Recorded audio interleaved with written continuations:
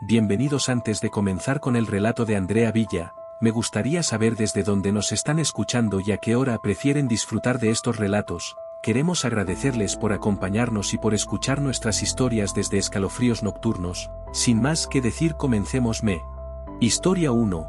Andrea Villa. Mi nombre es Andrea y mi historia es muy corta. Verano, cuando mi marido falleció, en el funeral, cerca de su ataúd, hablé con él y le dije que la casa seguía siendo suya, igual que yo, y que las puertas estaban abiertas. Le dije que algún día podría venir y despedirse, como había oído que los seres queridos se despiden en sueños. Pero esa noche regresó. Estaba durmiendo cuando un enorme frío invadió la habitación. Me desperté a medias, pero intenté dormir, y de repente comencé a sentir como si un brazo me rodeara. Cuando abrí los ojos, medio dormida, me di cuenta de que era el brazo de mi marido. Toqué su mano, estaba fría, helada, pero pronto recordé que ya había fallecido. Me quedé sin palabras y su brazo se retiró de mi cuerpo. Simplemente volteé a verlo, pero mi cama estaba vacía. Me cubrí y encendí la luz. Donde dormía, el colchón estaba hundido, como si su cuerpo hubiera estado allí. Tengo mucho miedo y él me perdona, pero esa noche me aterrorizó. Me asustó mucho. Quizás mis palabras invitándolo no fueron buenas. Con mucho respeto le dije que no volviera a hacer eso, ya que esa noche me llené de miedo. Historia 2. Roberto Pineda. Funeral, nunca dormir, me decía mi madre cada vez que íbamos a uno. Y cuando falleció mi abuelo, lo recordé perfectamente, porque ella siempre me lo decía. Yo tenía 15 años cuando pasó todo esto. Mi abuelo falleció una noche, naturalmente. Simplemente no se despertó al día siguiente. Obviamente lamentamos tu pérdida y viajamos 12 horas en autobús para llegar a tu pueblo. Cuando llegamos al funeral eran las 9 de la noche. Saludamos a todos los familiares, hicimos misa y luego realizamos las guardias. No sé en otros países, pero aquí en México tienen guardias junto al ataúd. En esa ocasión mi padre fue quien me cuidó, y ya eran más de las 3 de la madrugada cuando le dije a mi madre que tenía mucho sueño y que iba a dormir en el cuarto de mi abuela, pero ella no me dejó. Ella me dijo, muy asustada y un poco irritada, que nunca hiciera eso, que todas las veces que me dijo que no durmiera fueron en vano. Nunca fue en un funeral. Ella se enojó y me hizo estar de guardia hasta las 7 de la mañana para que no pudiera dormir. Estuve junto a mi abuelo durante 4 horas. Ya estaba cansada y con sueño. Cuando llegaron los empleados de la funeraria para llevar el cuerpo al cementerio del pueblo, no pude más y le dije a mi madre que me quedaría allí a dormir. Ella me dijo que sí, pero que primero tomaría un café. Me sirvió una taza de café y me dio un trozo de pan. Subí a tomar un café a lo alto de la casa. Cuando estuve allí arriba, comí un poco y me acosté para terminar de comer, pero terminé completamente dormido. Momentos después, me despertó la sensación de alguien acostado en la cama. Esa persona se acostó completamente. No podía verlo porque estaba a un lado, pero podía escuchar el llanto. Fue un grito muy ahogado y silencioso. Supuse que era mi padre, ya que la voz era la de un hombre. No quería abrir los ojos porque estaba muy cansada, entonces intenté dormir nuevamente, pero el llanto de mi padre no me dejaba. Por momentos se hizo más fuerte. También escuché una voz femenina de otra persona, pero no hablaba en voz alta, le susurraba a mi padre. Supuse que era mi madre, diciéndole que se quedara tranquilo, que la muerte es algo natural, pero él solo estaba llorando. El llanto fue angustioso y muy triste. Me sentí tan mal que abrí los ojos, me volví para abrazarlos, pero en la oscuridad de la habitación no estaban mis padres. Seguí pensando que tal vez era un sueño, mientras miraba al costado de la cama, pero los pasos de alguien al otro lado del colchón me hicieron darme la vuelta. Quien caminaba hacia la puerta era mi abuelo, el que había fallecido. Me quedé petrificada, el miedo se apoderó de todo mi cuerpo. Noté que estaba vestido exactamente igual que en el funeral. Caminó hacia la puerta, la abrió y salió, cerrándola. No podía creerlo. Yo estaba aterrorizada, pero fui tras él y, en el pasillo, no quedaba nadie. Él tampoco. Me convencí de que era solo producto del sueño, así que volví a dormir. Me desperté a las 2 de la tarde, cuando ya llegaban todos. No le dije nada a nadie, porque pensé que me llamarían mentiroso. La familia que vino desde muy lejos nos dejó dormir en casa de los abuelos durante varios días. Para ser exactos, una tía mía se quedó en la habitación de mis abuelos. Eran las 2 de la madrugada cuando nos despertó con gritos horribles. Todos salimos pensando que alguien había entrado. Llegamos a la habitación y la encontramos llorando. Su marido intentó calmarla, pero ella solo lo abrazó, llorando y temblando, y estaba muy pálida. Le preguntamos qué había pasado, y con lágrimas en los ojos, nos dijo que mientras dormía escuchó la voz de su padre. Cuando abrió los ojos, lo vio allí, frente a un espejo de cuerpo entero. Luego caminó hasta la salida y volvió a salir.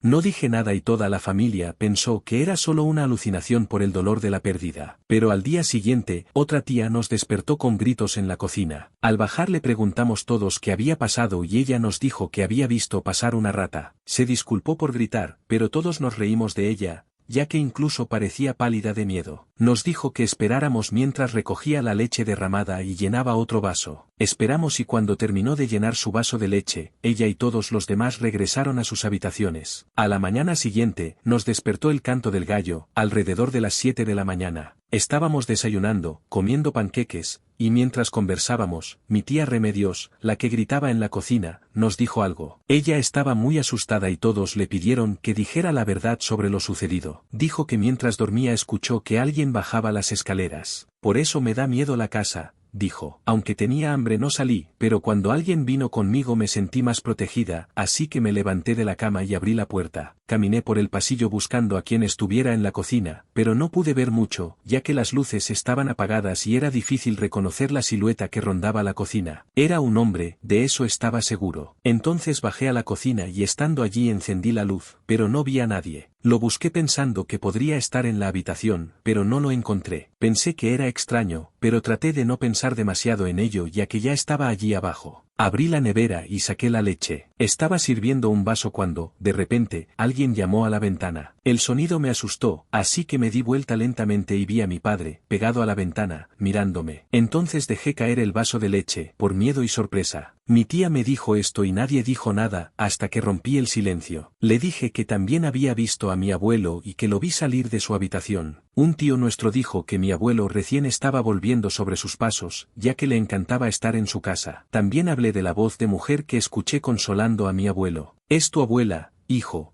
me dijo mi madre. Dijo que también la vio en la cocina, a lo lejos. Pero ella también falleció en esa casa, ya anciana. Me dieron escalofríos por todo lo que fue acontecimiento. Esto nos llenó de miedo, por eso, esa mañana, la mayor parte de la familia que estaba allí se dirigió a sus propias casas. Hasta el día de hoy, que tengo un hijo, siempre le doy el mismo consejo: nunca duermas en un funeral. Antes de continuar con la siguiente historia, suscríbete al canal para no perderte más historias como estas. Historia 3. Ana y Sol. Tenía 13 años y me llevaba muy bien con mi prima. Teníamos una conexión increíble, nos sentíamos más como un hermano o un mejor amigo. Teníamos la misma edad. A pesar de ser tan joven, cayó gravemente enfermo y una tarde lo llevaron a urgencias. Toda la familia estaba orando para que recibiéramos buenas noticias, pero el médico nos informó que había fallecido esa misma tarde. Al escuchar esto, rompí a llorar. No podía creer que había perdido a mi prima. Regresamos a casa y mis tíos estaban haciendo los trámites y todo lo necesario para el velorio. Yo, con los ojos llenos de lágrimas, me acerqué al cadáver para despedirme de él. Me acerqué al ataúd y cuando lo vi por la ventana comencé a llorar aún más. Le dije por qué me había dejado sola, que lo iba a extrañar mucho y que todos lo extrañamos. Cuando estaba apoyada en el ataúd, alguien tiró de mi trenza con mucha fuerza, casi haciéndome caer hacia atrás. Me di vuelta pensando que alguien me estaba atrapando, pero no había nadie cerca de mí. Todos me miraron sorprendidos, desde lejos, pude escuchar algunos susurros. ¿Has visto? ¿Viste cómo le levantaron el pelo?, preguntaron. Pregunté a todos los que habían hecho eso y todos dijeron que nadie se había acercado. Mi primo y yo jugábamos así, él me tiraba del pelo y yo le hacía lo mismo, pero de forma juguetona. Miré a mi alrededor y dije que era él, despidiéndose de mí. Esa fue mi experiencia. Muchas gracias por su atención. Historia 4. Anónimo. Creo en lo sobrenatural y tengo una historia que compartir con todos ustedes. En 2019, mi esposa falleció durante el parto, junto con nuestro bebé. Pedí que los embalsamaran los dos juntos, con el bebé en brazos. El velorio se realizó en mi casa y finalizó alrededor de las 9:30 de la noche. Todos me dieron el pésame y se fueron. Cuando todos se fueron, me puse a limpiar, estaba tirando los vasos de plástico y pensando que estaba sola. Fui a la basura, pero cuando regresé, comencé a escuchar golpes en la caja. Me acerqué pensando que alguien se había quedado, pero estaba solo. Fui al ataúd y busqué a alguien o un animal, pero todo estaba normal. Incluso pensé que era el vecino martillando algo. Sin embargo, oí de nuevo el golpe, ahora tan cerca del ataúd que me di cuenta de que venía del interior. Abrí el ataúd pensando que estaban vivos, pero era solo una falsa esperanza. Esa noche dormí hasta tarde, pero unas horas más tarde me despertaron esos golpes. Cogí mi celular y vi que eran las 3 de la madrugada. Mis ojos todavía no estaban acostumbrados a la oscuridad y estaba tratando de desbloquear mi celular para encender la luz. Fue entonces cuando escuché el llanto de un bebé recién nacido. Sentí un frío intenso en mi espalda y mis dedos no respondieron. Mi corazón se aceleró cuando comencé a sentir algo frío debajo de la manta. Era mi bebé. Con mis dedos temblorosos logré desbloquear mi celular, encender la linterna y eso hizo que el llanto cesara. Señalé hacia adelante y por un momento vi a mi esposa con su bata de hospital, cargando a nuestro bebé. De repente mi celular se apagó, y cuando la oscuridad volvió a apoderarse, los llantos del bebé resurgieron, pero ahora ya no provenían de mi habitación, sino del ataúd. Rápidamente encendí la luz y me dirigí al ataúd. Allí estaba ella, mi esposa, con otra expresión, como si tuviera miedo, y con marcas de lágrimas en los ojos. Pasé la mañana cuidando a mi esposa hasta el amanecer. Cuando llegó mi familia, nos pedí que rezáramos nuevas oraciones, ya que parecía que ella no quería ir.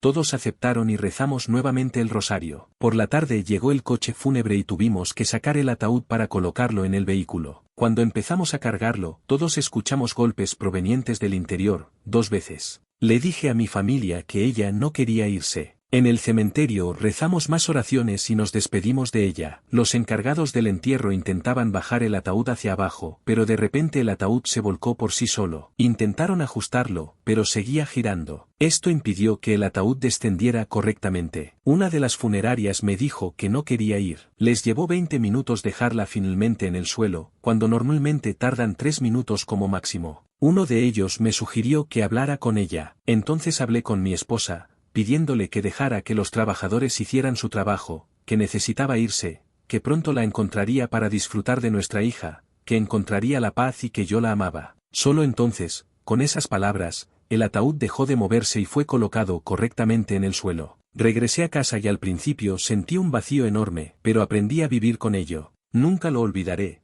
simplemente puedo superarlo. Esa fue mi historia, muchachos. Buenas noches a todos. Si te gustaron las historias deja un me gusta y un comentario. Buenas noches a todos y hasta pronto. Historia 5, La llora en el velorio. Mi nombre es Carla y nunca pensé que diría algo así. Viví una experiencia que aún no puedo explicar, algo que me marcó para siempre. Sucedió en Puebla, en 2018, durante el velorio de mi tío Ignacio. Era un hombre respetado en el pueblo, alguien que siempre ayudaba a los necesitados, y su muerte fue un golpe muy duro para todos. Había sufrido un accidente cuando regresaba de una reunión comunitaria y, aunque los médicos intentaron salvarlo, no pudieron hacer nada. Recuerdo cómo el anuncio de su muerte me trajo tristeza, pero también algo más, algo que nadie mencionó en voz alta, una sensación de malestar que comenzó mucho antes de que sucedieran las cosas extrañas. El velorio se realizó en casa de mi abuela, un lugar antiguo, de esas casas que parecen tener décadas de historia en sus paredes. Era una casa grande,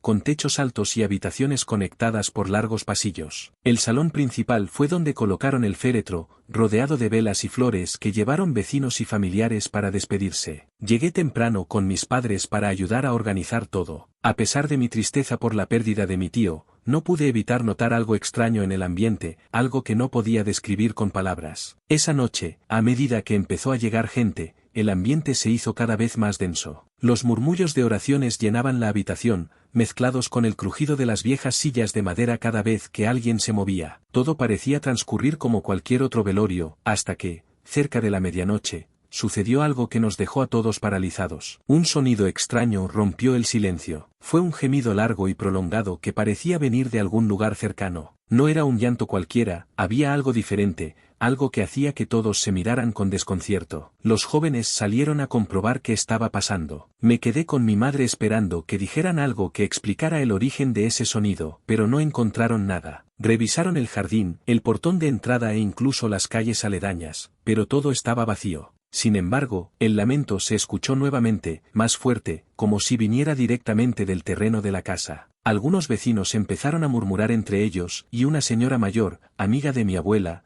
dijo algo que dejó a todos en silencio: «Es Llorona». Su voz tenía una certeza que me hizo estremecer. En ese momento traté de no prestarle atención, pensando que ella solo quería asustarnos con viejas historias que había escuchado desde que era niña, pero a medida que avanzaba la noche, empezaron a suceder cosas que no tenían explicación. Las velas alrededor del ataúd comenzaron a apagarse solas, una a una, sin que hubiera viento ni corrientes de aire. Mi madre y yo nos levantamos para encenderlos nuevamente, pero apenas lo hicimos, la llama se apagó, como si algo invisible no quisiera que permanecieran encendidos. El miedo comenzó a apoderarse de los presentes. Las oraciones se hicieron más fuertes, casi desesperadas, mientras todos evitaban mirar directamente al ataúd. Fue entonces cuando sucedió la parte más aterradora de esa noche. Una de las mujeres que estaba orando frente al ataúd de repente gritó y se alejó abruptamente. Todos miraron el ataúd, y lo que vimos nos dejó en completo shock. Las flores que lo rodeaban, ramos frescos y fragantes que habían estado allí desde el inicio del velorio, ahora estaban quemadas. Sus pétalos estaban ennegrecidos y el dulce aroma que una vez llenó la habitación fue reemplazado por un olor acre, como algo quemándose. Nadie sabía qué decir. La casa estaba llena de gente, no había manera de que alguien pudiera haber hecho esto sin que nos diéramos cuenta. Algunas personas sugirieron sacar el ataúd de la casa, diciendo que tal vez era una señal de que algo no estaba bien, pero otros insistieron en que lo mejor era seguir orando, que no debíamos mostrar miedo. La vecina que antes había mencionado a Llorona volvió a hablar, esta vez con un tono mucho más serio. Dijo que Llorona siempre buscaba a sus hijos, pero que también podía aparecer cerca de los muertos, como si quisiera llevárselos con ella. Cuando hay lamento, significa que algo o alguien se va con ella, dijo. Su declaración dejó a todos paralizados. El resto de la noche fue una mezcla de tensión y nerviosismo. Nadie tuvo el valor de volver a salir al patio y las oraciones continuaron hasta el amanecer. Incluso con las oraciones, el ambiente nunca volvió a parecer normal. De vez en cuando, alguien decía que escuchó pasos afuera o vio una sombra cruzando el patio, pero nadie tuvo el coraje de comprobarlo. Finalmente, cuando llegó la mañana, llevamos el ataúd al cementerio para enterrar a mi tío. La luz del día pareció calmar las cosas, pero no podía sacarme de la cabeza lo que había sucedido. Tras el funeral, muchos vecinos que estuvieron en el velorio evitaron hablar del asunto. Algunos atribuyeron lo sucedido al cansancio o a la imaginación colectiva, pero yo sabía que no era así. Las flores quemadas, las velas que se apagaron, y sobre todo, ese lamento que escuchamos no se podían explicar tan fácilmente. Desde entonces, cada vez que escucho historias sobre la Llorona, ya no las considero meras leyendas. Tal vez ella no me estaba buscando a mí ni a mis primos esa noche, pero algo o alguien estaba allí con nosotros, y hasta el día de hoy no sé exactamente qué quería. Nunca más volví a pasar una noche en casa de mi abuela. Aunque mi familia evita el tema, sé lo que sentí esa noche, lo que vimos y oímos. A veces pienso en mi tío Ignacio, si realmente encontró la paz o si algo lo perturbó durante su despedida. La imagen de las flores quemadas sigue apareciendo en mi mente, aunque trato de olvidarla. Hay noches en que el viento trae un sonido que me recuerda a ese lamento. Siempre que esto sucede, no puedo evitar mirar por encima del hombro, esperando no encontrarla allí. Historia 6. La niña del vestido azul. Hay momentos en la vida que parecen sacados de una pesadilla, momentos en los que la realidad se desequilibra y te deja con más preguntas que respuestas. Mi nombre es Julián, y lo que les voy a contar sucedió en el verano de 2015, durante el velorio de un viejo amigo de la familia, en Mérida, Yucatán. Aunque han pasado varios años, cada detalle sigue tan vivo en mi memoria como aquella tarde calurosa, lleno de un peso invisible que aún no puedo explicar. El fallecido era don Matías, íntimo amigo de mi padre desde su juventud. Era un hombre querido en su comunidad, un mecánico humilde y honesto que siempre ayudaba a los demás. Su muerte fue repentina, un infarto masivo que no le dio oportunidad de despedirse. Mi padre insistió en que fuéramos al velorio y acompañáramos a la familia. Aunque no tuve mucho contacto con ellos, sentí que era lo correcto. Poco podía imaginar que esta decisión me llevaría a vivir algo que aún no puedo entender. La funeraria estaba en una calle tranquila, rodeada de altos árboles que apenas dejaban pasar la luz del sol. El calor era sofocante, típico de Yucatán, pero cuando cruzabas la puerta el aire estaba frío, como si el aire acondicionado estuviera a tope. El lugar era pequeño, con paredes blancas y bancos de madera desgastados. Al fondo, el féretro de don Matías estaba rodeado de flores y un grupo de personas rezaba en voz baja. Todo parecía normal hasta que algo me llamó la atención. Cerca del ataúd, una niña con un vestido azul jugaba sola. Debía tener unos 6 o 7 años y tenía el pelo liso y oscuro recogido en 2 trenzas. Lo que me llamó la atención no fue solo su presencia, sino la forma despreocupada con la que se movía, como si no estuviera en un velorio. Parecía completamente ajena a la tristeza que impregnaba el ambiente. Tenía una pequeña bola de tela que lanzaba al aire y atrapaba repetidamente, sin mirar a nadie. Su vestido azul, con detalles de encaje blanco, parecía de otra época, como si no perteneciera al presente. Al principio pensé que era pariente cercana de don Matías, tal vez nieta o sobrina. Sin embargo, algo en su comportamiento parecía extraño. Nadie pareció notar su presencia. Las personas cercanas al ataúd la ignoraron por completo, como si ella no existiera. Incluso cuando la pelota cayó al suelo y rodó cerca de los pies de una mujer, ella ni siquiera se movió. Intenté no prestar demasiada atención, me senté en uno de los bancos y bajé la cabeza, tratando de concentrarme en la oración. Sin embargo, cada pocos segundos sentía la necesidad de mirarla, como si algo dentro de mí me obligara a no perderla de vista. Continuó jugando, lanzando la pelota y atrapándola en un ciclo interminable. En un momento, una mujer mayor, que parecía ser vecina de la familia, se acercó y se sentó junto a mi padre. En voz baja empezó a comentar algo que me dejó frío. ¿Sabías que, hace unos años, una niña murió frente a esta funeraria? Fue atropellada por un camión mientras cruzaba la calle. Dicen que llevaba un vestido azul. Mi padre no respondió, pero sentí como si el aire en la habitación se hiciera más pesado. La mujer continuó hablando, como si no se diera cuenta del impacto de sus palabras. A veces dicen que la vieron por aquí, pero eso son solo historias, ¿no? No podía quitar mis ojos de la chica. ¿Será posible que fuera él mismo del que estaban hablando? ¿Una aparición? Intenté convencerme de que era solo mi imaginación, que debía haber una explicación lógica. Quizás alguien la había invitado al velorio y la coincidencia del vestido era solo eso, una coincidencia. Sin embargo, cuanto más la observaba, más difícil le resultaba ignorar la extrañeza de la situación. La niña nunca dejó de jugar, nunca cambió su expresión, nunca interactuó con nadie. En un momento, la pelota rodó hacia el ataúd y ella la siguió. Cuando se inclinó para recogerlo, por un breve momento pareció mirarme directamente. Fue solo un segundo, pero sentí que el tiempo se detuvo. Su mirada no era la de un niño. Había algo vacío en sus ojos, algo que no debería estar ahí. Cuando terminó la oración, la familia comenzó a prepararse para llevar el ataúd al cementerio. Mientras todos se movían, aproveché para preguntar discretamente por la niña.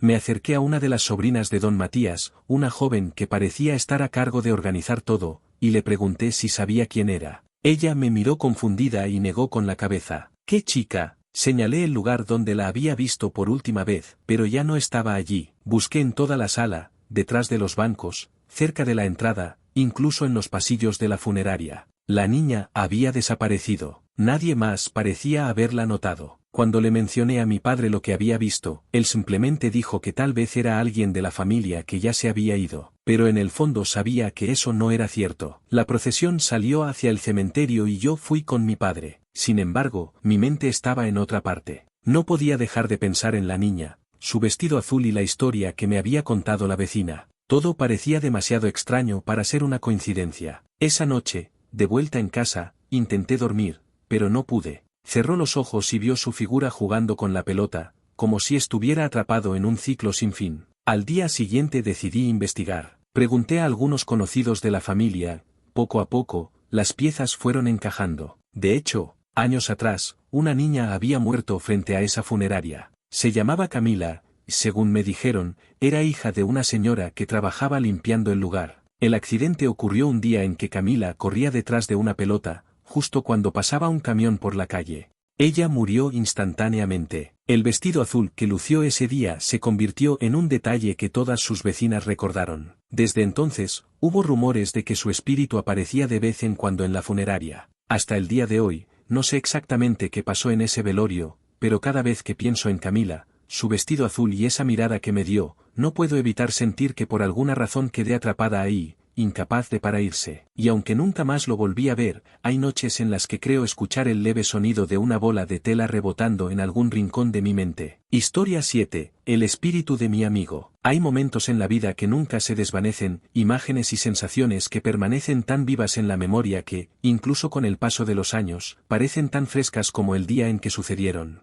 Esta es una de esas historias. Mi nombre es Esen y esto sucedió en 2011. Cuando tenía 22 años y vivía en un pequeño pueblo de Nuevo México. Era un lugar tranquilo, con calles polvorientas y un cielo tan vasto que era fácil perderse observándolo durante horas. Nunca imaginé que algo tan extraordinario pudiera suceder en un lugar tan común y mucho menos que me marcaría para siempre. Todo comenzó con la muerte de Jacob. Él no era solo mi mejor amigo, era como un hermano. Crecimos juntos, compartimos secretos, risas y planes que nunca llegarían a realizarse. Su muerte fue un golpe devastador. Un accidente automovilístico en una carretera desierta le quitó la vida en un instante. Dijeron que perdió el control y se estrelló contra un árbol. No hubo testigos, solo los restos del coche y su cuerpo. Por eso, en el funeral, se cerró el ataúd. Su madre no quería que nadie lo recordara así. En la ceremonia había algo extraño en el aire. Cuando me acerqué al ataúd para despedirme, sentí una extraña presión en el pecho.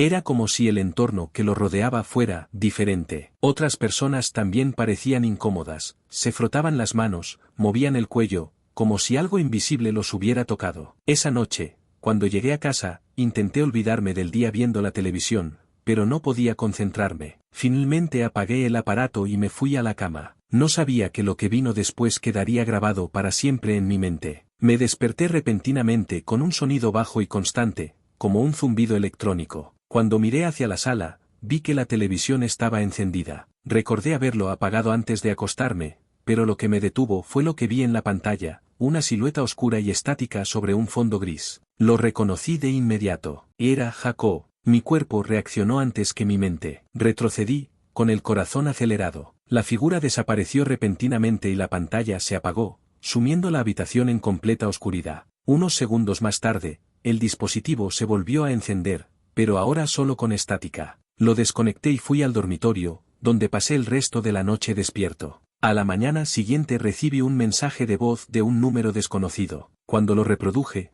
todo lo que escuché fue el sonido de estática. Intenté borrarlo, pero el archivo seguía apareciendo. Era como si algo o alguien quisiera enviarme un mensaje. Días después empezaron a suceder otras cosas. Una guitarra que había guardado apareció fuera de su estuche, con las cuerdas afinadas, como si la hubieran tocado. Un viejo casete que Jacob y yo grabamos cuando éramos niños apareció en un rincón de mi habitación donde nunca antes lo había visto. Pequeñas señales comenzaron a acumularse, todas conduciéndome de regreso a él. Decidí visitar a la madre de Jacob. Parecía agotada, como si no hubiera dormido en días. Me dijo que él también sentía su presencia, los objetos se movían, las fotos caían de las paredes sin explicación. Mientras la escuchaba, me di cuenta de que no estaba sola. Después de unas semanas, todo se detuvo. La televisión ya no se encendía sola, las señales desaparecieron y la presencia de Jacob pareció disiparse. Era como si hubiera encontrado la paz que buscaba. Hasta el día de hoy no sé exactamente qué pasó. Quizás intentaba despedirse o transmitir algo que no pudo lograr en la vida. Lo que sé es que cuando pienso en él no siento miedo, sino una profunda tristeza. Creo que algunos vínculos son tan fuertes que ni siquiera la muerte puede romperlos. Y por extraño que fuera todo, quiero creer que esta fue la manera en que Jacob se despidió.